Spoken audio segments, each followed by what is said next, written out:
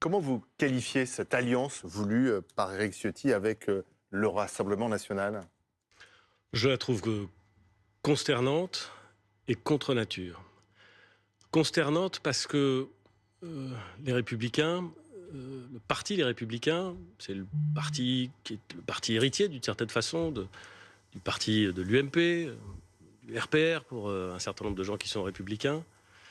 C'est un parti qui a été présidé, en tout cas c'est une famille politique ancienne qui a été présidée par Jacques Chirac, par Nicolas Sarkozy, par des anciens présidents de la République, avec lesquels on peut être d'accord sur tout ou pas d'accord sur tout, mais qui n'ont jamais, ni l'un ni l'autre, accepté de compromission avec l'extrémisme, accepté de compromission avec la droite et la famille Le Pen.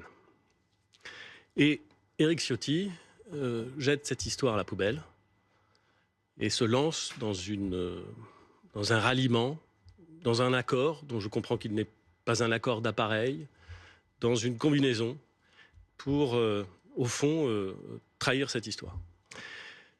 Donc consternante. Contre nature aussi, et je veux le dire parce que je le pense très sincèrement, très heureusement, le plus grand nombre des responsables des Républicains, au Sénat, les ténors, on va dire, des Républicains, ont tous, et très vite, condamné cette Gérard initiative. Larcher, Absolument. Valérie Pécresse, Absolument. Laurent Wauquiez, Olivier Marleix, Bruno Retailleau. Et il peut nous arriver d'être en désaccord, ou en tout cas ça peut arriver dans le passé, mais je crois qu'il faut souligner. Donc vous le les fait- saluez? Ah oui, absolument. Absolument. Et qu'est-ce que vous attendez d'Éric Ciotti alors? D'Éric Ciotti? Rien. Je pense que son calcul est un calcul Personnel? personnel. Alors, Local? je pense qu'il y a une dimension d'ambition personnelle, je pense qu'il y a une dimension d'ambition niçoise, je pense qu'il y a surtout une pensée qui s'égare. Il doit quitter les Républicains? Oh ben ça, j'en sais rien, c'est aux Non, mais Républicains de qu'est-ce que déterminer. vous en pensez? Bah, j'ai pas l'impression que les instances Ce serait de logique son qu'il parti quitte les Républicains. vont le soutenir. Ben, ça c'est un problème des Républicains. Je Mais vais pas leur dire ce qu'ils doivent faire. effectivement, Gérard Larcher et les autres ont condamné l'attitude, sévèrement l'attitude d'Éric Ciotti, mais pour autant, ils sont toujours fidèles à leur positionnement, c'est-à-dire l'indépendance. Ils le rappellent, indépendance, c'est-à-dire pas d'alliance avec le RN, mais pas d'alliance non plus avec la majorité actuelle. Vous le regrettez? Je vais vous dire, je suis assez attaché à l'indépendance. Je comprends qu'on puisse l'être. Je suis assez attaché à la mienne. Et croyez-moi, c'est souvent un combat pour être respectueux de la leur. Mais l'indépendance, ça ne veut pas dire l'isolement. L'indépendance, ça ne veut pas dire saisir l'intérêt national. L'indépendance, ça ne veut pas dire discuter sur, non pas des calculs, je dirais conjoncturels, comme celui fait par M. Ciotti, mais sur des idées, sur des programmes. Moi, je suis convaincu que la situation politique dans laquelle nous nous trouvons, elle justifie que nous essayions de construire une nouvelle majorité. Pas la reproduction de ce qui a existé jusqu'à présent, et dont j'ai fait partie et que j'assume, mais la construction d'une nouvelle majorité. Mais alors qui pour constituer cette nouvelle majorité? Celles et ceux qui se retrouveront sur un socle de priorités communes. Et ce qui se passe est assez simple. À partir de la dissolution de l'Assemblée nationale par le président de la République, il y a un fait politique, nous allons avoir des élections législatives. Il va donc y avoir un nouveau Parlement, ou plus exactement une nouvelle Assemblée nationale. Qu'est-ce qu'on fait avec cette nouvelle Assemblée nationale? Est-ce qu'on considère qu'on laisse les clés au Rassemblement national, qui est le favori de cette élection? Ou est-ce qu'on considère qu'on laisse les clés à ce que, de façon presque parodique, il est convenu désormais d'appeler le Front populaire? Mais pour dire les choses, Édouard Philippe, et on va parler des conséquences de cette dissolution dans un instant, est-ce que vous tendez la main aux membres des Républicains, cadres, députés qui se sont opposés à cette proposition d'alliance avec Éric Ciotti et qui peut-être pour certains se disent qu'au fond, la façon de sortir de cet étau entre la majorité présidentielle et le Rassemblement national serait de vous rejoindre à Horizon? Est-ce que vous leur dites « je vous accueille », venez? Il est assez évident que tous ceux qui veulent me rejoindre sont les bienvenus. Pourquoi faire? Mais là, il y a une circonstance particulière. Mais ce qui est plus important, c'est pas de savoir si je les accueille, si je tends la main. Oui, bien sûr que je tends la main. Évidemment que je tends la main. Ce qui est important, c'est ce qu'on fait pour le pays. Ce qui est important, c'est ce qu'on fait dans les 3 ans qui viennent pour ne pas perdre de temps, alors que l'immobilisme et le blocage seraient dramatiques pour la France et pour les Français. Donc il faut une majorité solide. Donc il faut un contrat, il faut Une coalition un pacte, il faut une nouvelle façon d'organiser des femmes et des hommes qui se reconnaissent dans quelques idées simples. Je les mets sur la table, les idées simples. Le refus de l'immobilisme, il est dangereux. Le monde change beaucoup trop vite pour que la France puisse se dire on va rien faire, on va attendre comme on est, ça va finir par bien se passer. C'est-à-dire juste Ça, sur c'est ce le point risque, c'est le risque du déclassement immédiat, et Dieu sait qu'il faut éviter ce risque. La deuxième priorité, c'est de remettre de l'ordre dans notre maison. Quelle maison? C'est difficile, la France. Il faut remettre de l'ordre dans nos comptes. Il faut faire attention à ce qu'on fait avec notre argent. Il faut contenir la dépense sociale. Il faut prendre des politiques publiques qui coûtent cher et qui ne fonctionnent pas bien pour faire en sorte qu'elles coûtent moins cher et qu'elles fonctionnent mieux. C'est possible, mais c'est difficile. Et pour ça, il faut qu'il y ait des hommes et des femmes de bonne volonté qui s'entendent sur ce qu'on est capable de faire. Il faut qu'on remette de l'ordre dans nos rues. L'insécurité réelle dans beaucoup d'endroits et parfois redoutée dans d'autres doit être combattue. Mais tout ça, Qu'est-ce c'était qu'on pas fait? le cas aujourd'hui, Comment Édouard Philippe? Depuis 7 ans Depuis 7 ans, nous avons fait des choses. Vous disiez dans les colonnes de l'opinion, le Attendez, problème aujourd'hui, c'est qu'on ne s'il vous réforme plaît. plus grand-chose. S'il vous plaît. Est-ce que l'idée, c'est que précisément, il faut renouer avec cet esprit de réforme? Si vous me posez des questions dans l'ordre, je vais y répondre dans l'ordre. J'essaye. Et voilà, donc, pendant 7 ans, nous avons fait des choses. Pendant 3 ans, j'ai été Premier ministre. On a essayé de faire en sorte, sous l'autorité du Président de la République, on a essayé de faire en sorte que l'économie française soit plus dynamique, plus attractive, qu'on soit capable de régler la question du chômage, qu'on soit capable de régler la question de l'apprentissage. On a fait beaucoup de choses. On a fait des transformations fiscales qui ont produit leurs effets. Il faut en être fier. La réindustrialisation du pays, c'est un fait, et c'est pas fini, et c'est compliqué. Mais c'est un fait, c'est des choses qui ont été lancées. Là-dedans, il y a des choses que les Républicains comprennent, assument, en tout cas, reconnaissent utiles. Et puis il y a des choses avec lesquelles ils n'ont pas été d'accord. Bon, très bien. La question, c'est pas de se faire 7 ans de réflexion sur ce qui s'est passé, c'est de construire ce que le pays va faire dans les 3 années qui viennent. Depuis 2022, les Républicains ont dit non à cette alliance, cette coalition, ce pacte. Je ne sais pas comment vous voulez l'appeler. Donc, qu'est-ce qui pourrait changer là? J'ai vu Éric Ciotti, je dis ce matin qu'il fallait qu'on réfléchisse à la façon dont on pouvait faire avancer le pays pendant 3 ans. J'ai vu Éric Ciotti dire immédiatement jamais. J'ai mieux compris à 13h, pourquoi pas? Il considère qu'il est préférable de s'allier avec le Rassemblement national.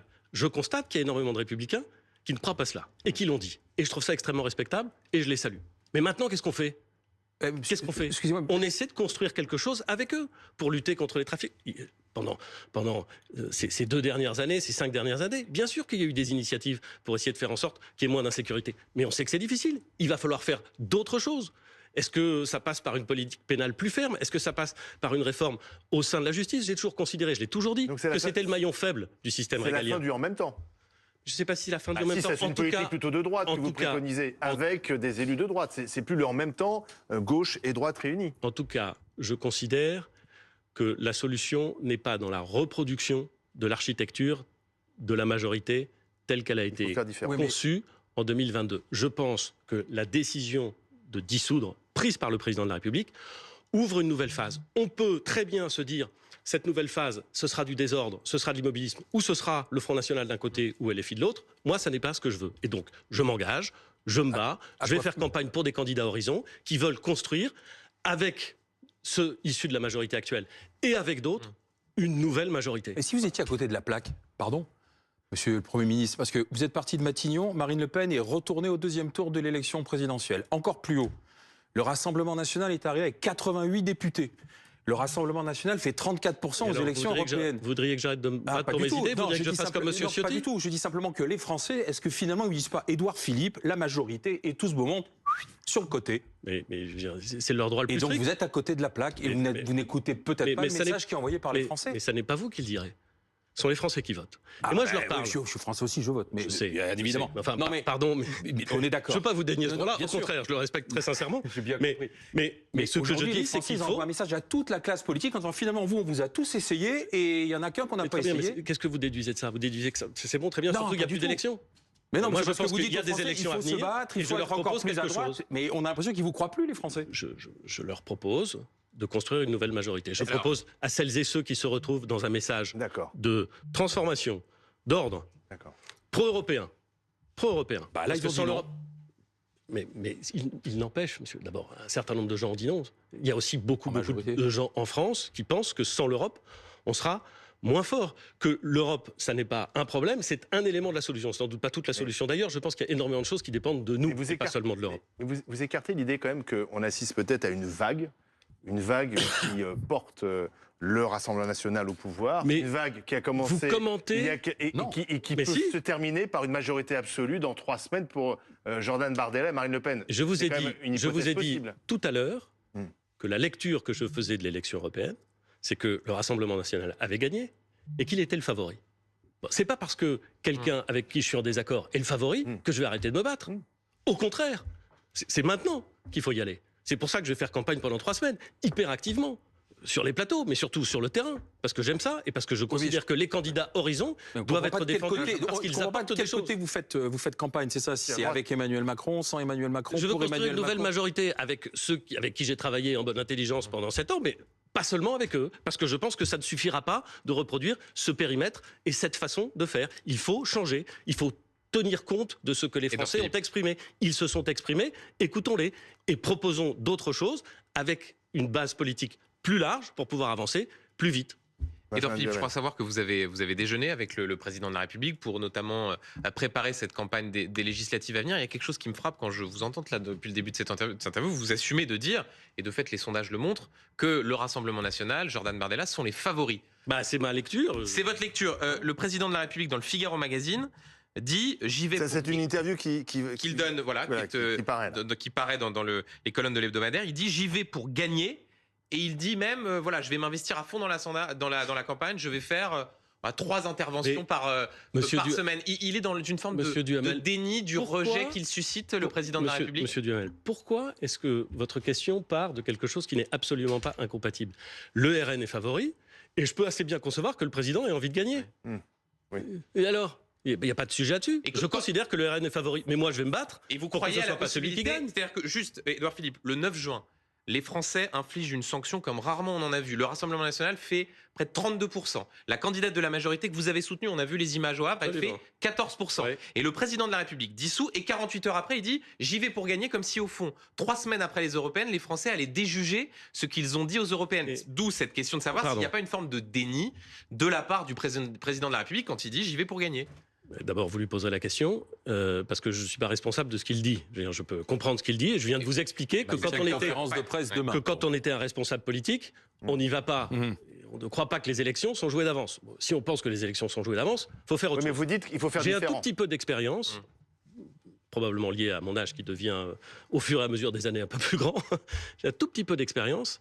Je sais que quand on pense qu'une élection est jouée d'avance, on prend un risque.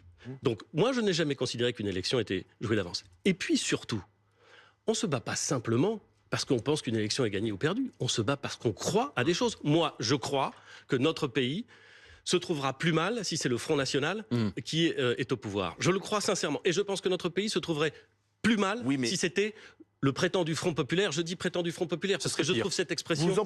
Ça vous choque cette référence à Léon Blum à 36 ?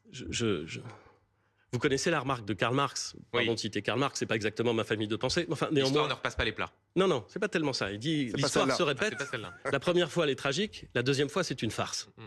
C'est une farce. La deuxième fois, c'est une farce. Oui, mais la gauche se met en ordre de marche, alors qu'on aurait pu parier sur une foire d'empoigne. Visiblement, ils sont en train de trouver un accord, ce qui n'est pas quand même une bonne nouvelle pour vous. Je sais pas sur quoi ils sont en train de trouver un accord. Ils auront des candidats uniques, peut-être dans les 577 circonscriptions. Et ensuite, est-ce qu'ils sont d'accord sur la politique étrangère? Est-ce qu'ils sont d'accord sur la lutte contre l'antisémitisme? Est-ce qu'ils sont d'accord sur l'Europe? Parce que moi, j'ai visiblement, ces désaccords, ils les mettent de côté. Ah oui, donc ils arrivent à s'allier. Vous voulez dire, sur tous les sujets importants, on met de côté les désaccords? Bon, voilà pourquoi je dis que ça ressemble à la citation de Karl Marx. La première fois, c'était grand et tragique. La deuxième fois, ça ressemble à une farce. C'est mon point de vue. Les Européennes ont été perdues pour la majorité. Il faut faire donc différent pour gagner cette bataille législative. C'est d'ailleurs pour ça que je considère que nous devons créer cette nouvelle majorité qui n'est pas exactement celle qui prévalait jusqu'à présent, qui n'est pas constituée de la même façon et qui est constituée sur les thèmes. Il peut y en avoir d'autres, mais en tout cas ceux que je propose parce que j'y suis extrêmement attaché. Gabriel Attal est le mieux placé pour mener cette bataille. Il est Premier ministre et j'espère qu'il va participer avec tout son talent à cette campagne. Moi, ce que je peux vous dire, c'est que je vais la faire à fond. Et à sa place, vous auriez dissuadé le président de dissoudre? Oh, moi, Semble-t-il, le Premier ministre j'ai a pris été soin. étonné et a dit à Emmanuel Macron, plutôt utilise-moi comme fusil plutôt que dissoudre. Vous auriez dit la même chose?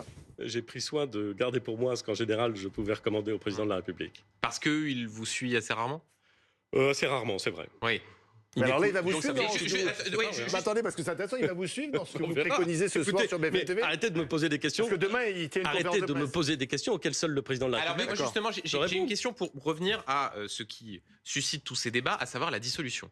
Est-ce que vos administrés au Havre, les Français avec lesquels vous discutez, ont compris fondamentalement pourquoi le président de la République, alors même qu'il avait dit qu'il ne tirerait que des conséquences européennes de ce scrutin, alors même que quand on l'interrogeait, lui, ses proches disaient que la dissolution, il n'en était pas question, pourquoi il a décidé, le 9 juin au soir, de dissoudre l'Assemblée nationale? Est-ce que les Français avec qui vous parlez ont compris? Non.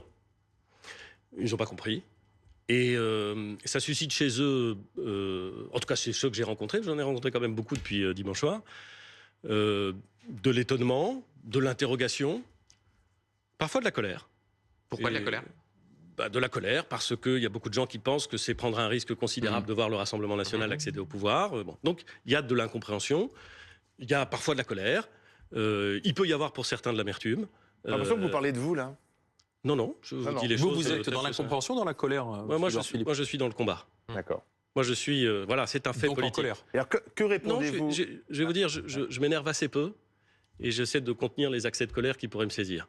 Moi, ce qui m'intéresse, c'est d'essayer de me battre pour les idées auxquelles je crois et c'est d'essayer de le faire avec la méthode et avec le ton que je crois utile. Bon, je dis pas que c'est parfait, je dis pas que j'ai toujours raison, je dis pas que je me suis jamais trompé, mais je peux toujours dire que je suis sincère. Mais juste, Édouard Philippe, c'est important ce que vous dites, parce que la colère de gens qui, en plus, si ce sont vos administrés, ont souvent voté pour vous au Havre, sont des gens qui, j'imagine, par le passé, ont pu voter par Emmanuel Macron.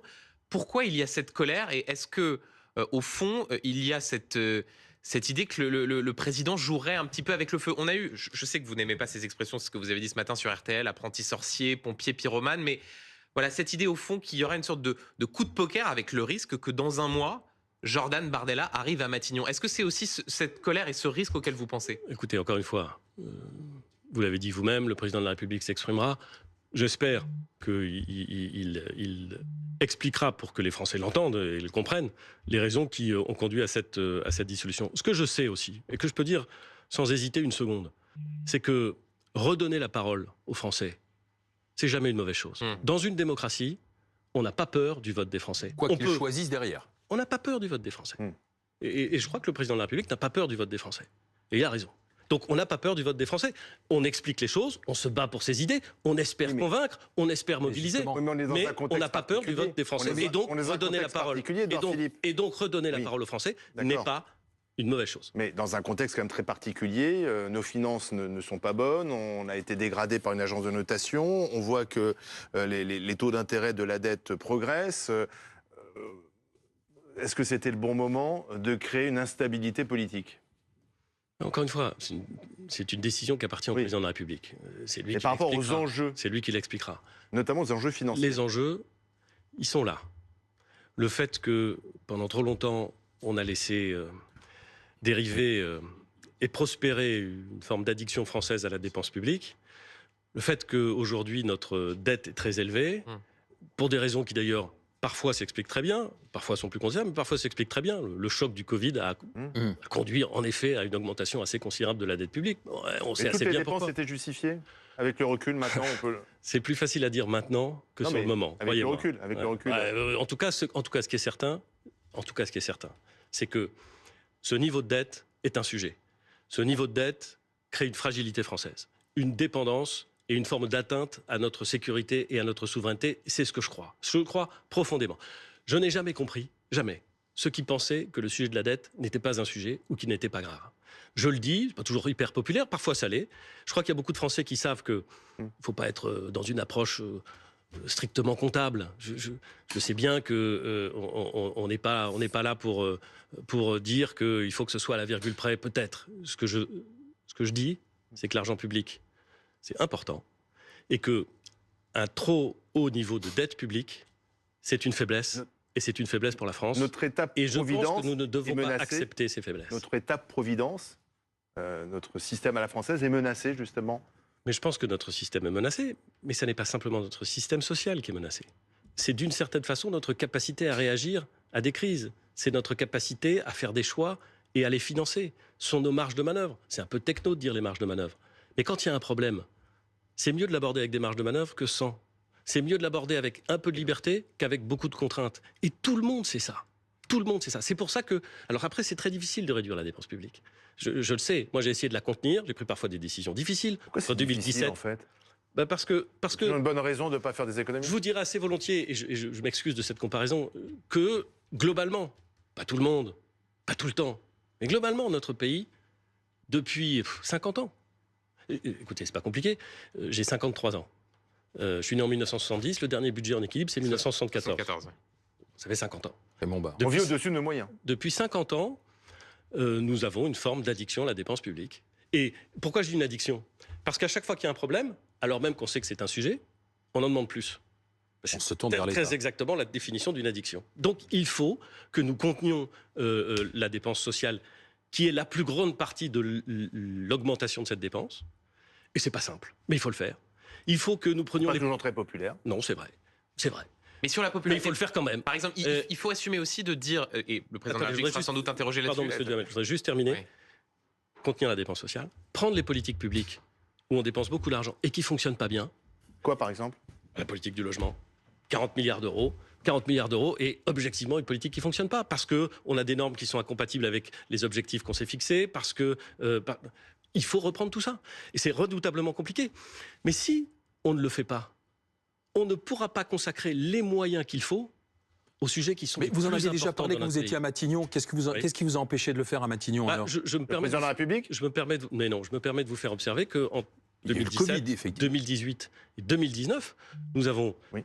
diminué le déficit assez sensiblement, aidé par la croissance, mais tant mieux, et que nous avons même limité la progression de la dépense publique en volume, et que je crois, vous vérifierez, que ça n'est arrivé que 2 fois en 40 ans.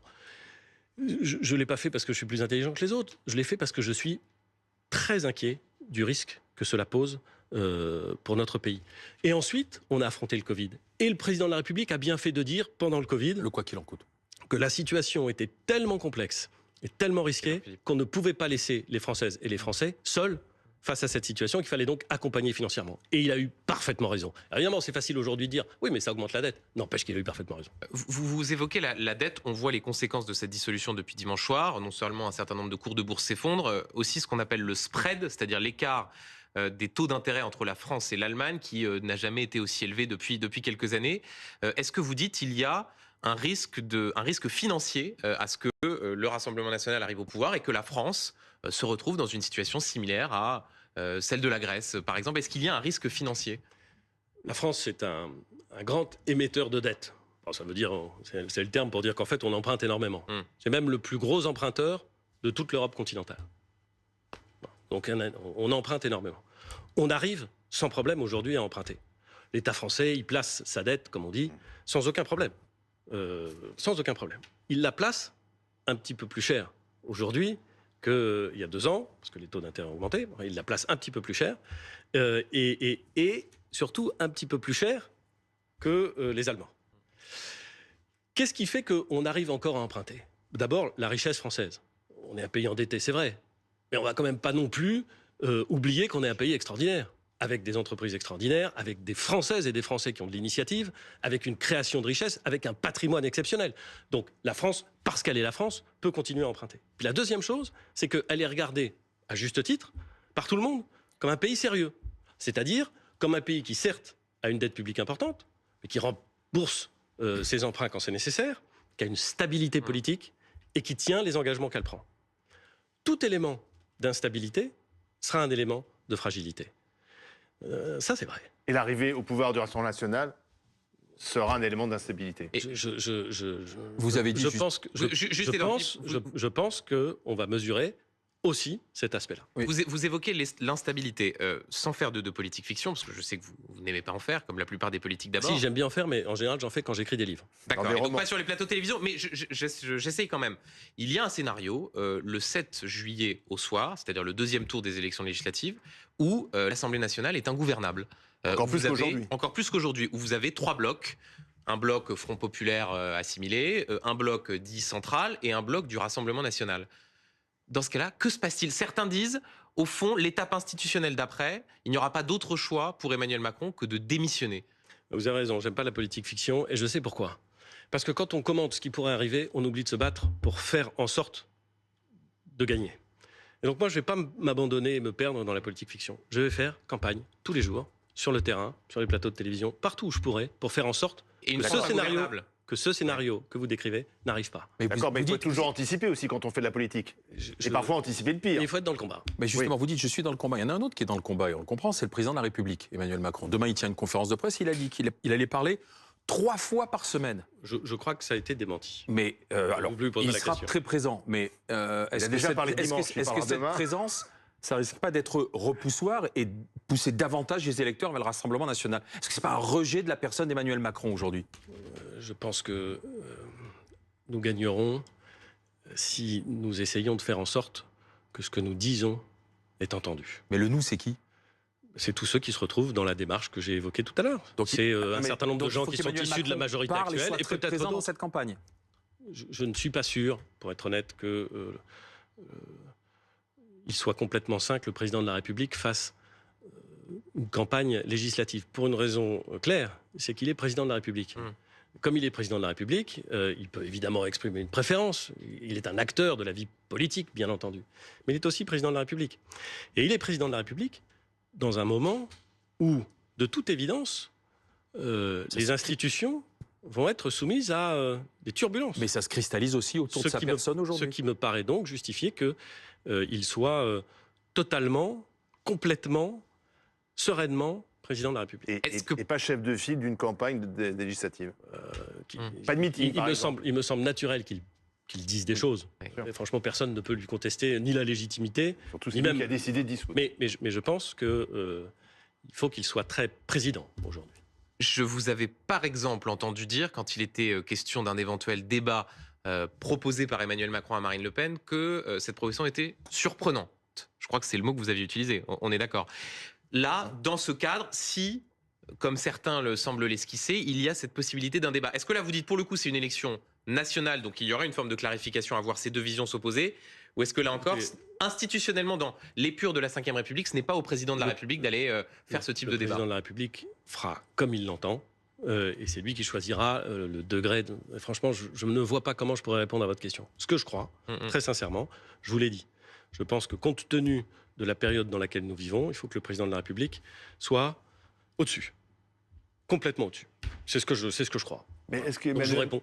Est-ce qu'Emmanuel Macron n'a pas envie de faire la campagne qu'il n'a peut-être pas fait suffisamment en 2022? Et d'ailleurs, ça aboutit à, Je ne fais pas à de un échec aux psychologie. législatives. Je ne fais pas de psychologie présidentielle. Vous lui posez D'accord, la mais Ni question. politique fiction. Est-ce que cette campagne n'a pas manqué en 2022 et finalement on se retrouve là aujourd'hui avec ces difficultés? Ce qui est certain, c'est que la situation qui résulte de 2022, c'est-à-dire d'une majorité relative, avec une incapacité à construire des coalitions, n'est, je le crois, pas une bonne solution. Mais- Nous sommes dans un régime parlementaire. Ça agace parfois un certain nombre de gens quand je dis que nous sommes dans un régime parlementaire. Nous sommes dans un régime parlementaire. Dans un régime parlementaire, il faut savoir construire des majorités. Alors, la majorité, Elisabeth Borne l'a fait au cas par cas, et c'était difficile. Et elle l'a fait du mieux qu'elle pouvait. Et je lui tire mon chapeau, parce que ça devait être extrêmement compliqué, parce que c'était extrêmement compliqué. Mais on voit bien que durablement, c'est intenable. Mais excusez-moi, M. Darfilé, mais depuis 25 minutes vous êtes avec nous, j'ai toujours pas compris ce qui pourrait empêcher le Rassemblement national de gagner les 30 juin et 7 juillet. Les Français, par leur vote, Ils sont exprimés aux européennes. oui, ils vont s'exprimer aux législatives.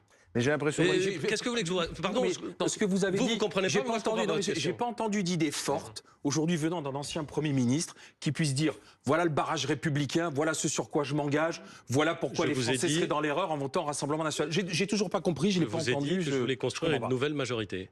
Oui, mais ça veut dire quoi? Une nouvelle Oui, mais majorité. C'est flou, c'est C'est pas du tout flou. Je Non, veux mais construire une nouvelle Oui, mais majorité avec qui, sur les thèmes comment, que je quel viens de dire. programme Avec tous ceux qui se retrouvent dans ce que je suis en train de dire, Oui, mais- c'est-à-dire tous les éléments du bloc central. On a Entre l'impression que les Édouard Républicains Philippe, d'un côté. vous êtes un peu que ça, vous retenez vos coups.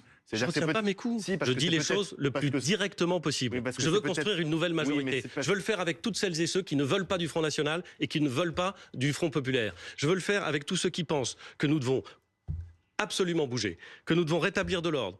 Je l'ai dit, dans nos comptes, dans la rue, dans nos têtes aussi. Hein, il y a un moment où les grandes facilités, l'antisémitisme quasi débridé qui s'exprime dans le débat public, les atteintes répétées à la laïcité, tout ça, ça peut pas prospérer. C'est pas la France que nous voulons construire, c'est pas la France que nous aimons. Bon, que nous Mais là, vous devons. me parlez du front de gauche, là. Je vous parle de ce que je veux construire avec tous ceux qui croient à ça. Il y a beaucoup de gens qui croient à ça. Depuis la droite conservatrice, ils l'ont d'ailleurs dit, depuis la droite républicaine, ils l'ont d'ailleurs dit, ils ne veulent pas du Rassemblement Ça peut national. aller même Jusqu'aux jusqu'au sociodémocrates. Ça peut aller jusqu'à une partie de la gauche. Hein. Jusqu'aux Bernard so- Cazeneuve, des personnalités qui pourraient Jusqu'aux aussi... sociodémocrates qui se reconnaissent dans l'économie de marché, qui se reconnaissent dans le pro-européen, qui se reconnaissent dans la nécessité de faire attention avec l'argent public. Je dis à tout cela, si nous voulons prévaloir, si nous voulons emmener la France vers là où nous pensons que c'est nécessaire, et pas dans une dérive droitière ou dans une expérience nuptienne, voire LFiste, eh ben, il faut se parler et il faut réussir à construire quelque chose ensemble. Et pardon, en vous disant ça, j'ai l'impression que j'ai dit des choses qui sont extrêmement claires. Édouard Philippe, on vous a interrogé pour savoir si pourriez être Premier ministre de ce futur bloc central. Vous avez dit non, j'ai d'autres ambitions. Sur ces autres ambitions, est-ce que la période de grande instabilité, de crise politique, on peut le dire, ne nécessiterait pas que vous accélériez encore un peu plus et que vous assumiez de dire aux Français, ceux qui nous regardent ce soir, vous parlez d'un projet politique, vous dites qu'il faut une nouvelle majorité, d'assumer très clairement que oui, vous serez candidat à l'élection présidentielle, candidat pour succéder à Emmanuel Macron. Est-ce qu'il ne faut pas accélérer ? Quand le moment de l'élection présidentielle viendra, croyez-moi, vous n'aurez aucun doute ni sur la clarté de mon propos, ni sur la détermination qui m'anime. Aucun. Aujourd'hui, ce n'est pas l'élection présidentielle qui joue. Aujourd'hui, c'est l'élection législative. Bon, moi, je vais faire cette campagne législative. Et je vais le faire à fond, parce que je considère que ce qui se joue pour le pays, aujourd'hui, est totalement décisif. Voilà. Et je ne confonds pas une élection avec une autre. Est-ce que vous croyez Mais quand vous me voyez, monsieur Duhamel, je vous prie de croire que je ne suis pas celui qui fait les déclarations les plus martiales avec un menton crispé. Certains doutent de votre détermination. Eh bien, écoutez, qui doute? Moi, je sais où je vais. Je sais pourquoi je me suis engagé en politique. Je sais pourquoi j'ai créé Horizon en 2021. Je sais pourquoi aujourd'hui je vais présenter des candidats à Horizon. Je sais pourquoi je me prépare. Je sais pourquoi je me prépare. Pourquoi je rencontre des Françaises et des Français partout en France, dans les préfectures, dans les sous-préfectures, absolument partout en France, parce que je considère qu'en 2027, Madame Le Pen, elle sera préparée. Donc vous voulez être prêt pour 2027. Vous voulez être prêt pour 2027. Vous voyez que vous comprenez ce que je dis. Oui. Quand c'est clair. Là, c'était clair. Une dernière question. Le Front républicain, vous y croyez encore pour faire barrage au Rassemblement national? Je crois qu'il y a beaucoup de Françaises et de Français qui ne pensent pas forcément la même chose, mais qui sont attachés à ce qu'il y ait un socle de valeurs républicaines qui prévale. Donc je ne crois pas que simplement la mention du Front républicain suffise à battre Madame Le Pen. Je ne le crois plus. En revanche, je pense qu'il y a beaucoup de Françaises et de Français, de droite, de gauche, du centre évidemment, qui n'acceptent pas ça et qui peuvent s'entendre et qui peuvent travailler ensemble. Alors une question très concrète. Au soir du 30 juin, il y aura des deuxièmes tours et il y aura des circonscriptions dans lesquelles vous aurez des seconds tours entre le Rassemblement national et Front populaire ou un candidat de gauche, voire d'extrême gauche. Est-ce que dans ce cas-là, il faudra qu'il y ait une consigne, un barrage, ou est-ce que vous renvoyez dos à dos ces deux oppositions? D'abord, je considère que à chaque fois que nous n'aurons pas le choix entre Madame Le Pen et Louis Boyard, la gauche LFiste, nous ne rendrons pas service aux Français. Donc je me bats pour éviter cela. Et si ça arrive? Et il faut se battre. On verra quand ça arrivera. Mais je peux vous dire qu'il faut se battre pour éviter ça. Et je ne vais pas faire de grandes déclarations. Pardon, c'est important quand même. Et je ne vais pas déclarer des choses sur le deuxième tour. Ce qui m'intéresse, c'est de faire campagne sur le premier. Donc juste, il n'y a pas de barrage dans votre esprit. Il n'y a pas d'idée selon laquelle il faudrait faire barrage au Rassemblement national dans le cadre d'un second tour. Je vous ai dit ce que je pensais. Je pense que lorsque le choix ce sera entre la gauche et LFiste, je ne mets pas toute la gauche dans le même panier, mais entre la gauche et LFiste. Et RN et LFiste, c'est la même chose ou c'est pas la même chose? Entre la gauche et LFiste, dont je considère qu'elle a intentionnellement utilisé tout le vocabulaire toutes les caricatures, toutes les facilités de l'antisémitisme à bien des égards pendant la campagne européenne. C'est quoi le pire pour la France alors? Je ne considère pas qu'on puisse avoir à faire ce choix. Voilà, donc je me bats pour Oui, mais essayer d'éviter que les quel est le Français pire pour aient la à faire France ce choix.